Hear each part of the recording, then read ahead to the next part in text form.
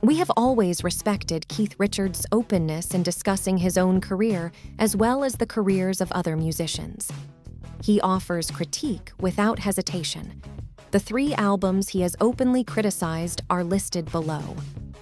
Richards is not a fan of these records, even though we do. 1. The Beatles' Sgt. Pepper's Lonely Hearts Club Band. Just as topics like Coke or Pepsi or sweet or sour, the debate over which band is better, the Stones or the Beatles, produces polarized responses. There's no correct response. It's a subjective affair. That is, for everyone other than Richards. The guitarist wasn't afraid to criticize the perceived flaws of his fellow English rock stars during their prime.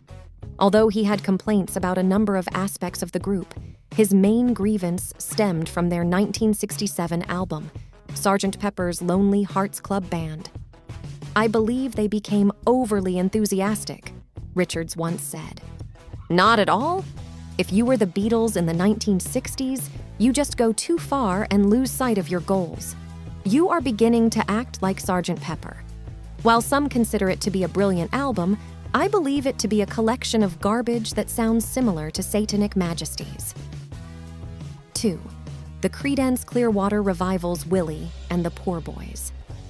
Although both Creedence Clearwater Revival and the Rolling Stones have a strong American blues influence, their interpretations of it are considerably different. Richards once declared that he was bored by their monotonous tone. Richards admitted to Rolling Stone in 1969 that he was into a very weird thing with that band. I was genuinely stunned when I first heard them, but I quickly grew tired of them. It began to irritate me after a while. Willie and the Poor Boys' performance during the interview prompted that remark. If he decided to add his 2 cents after hearing the record, we have to infer that it was an example of the kind of music he was getting tired of. 3. The Rolling Stones, Their Satanic Majesties Request. Though Richards may hold strong beliefs, he also has no problem criticizing himself. He once considered slicing off the Stones record Their Satanic Majesties Request.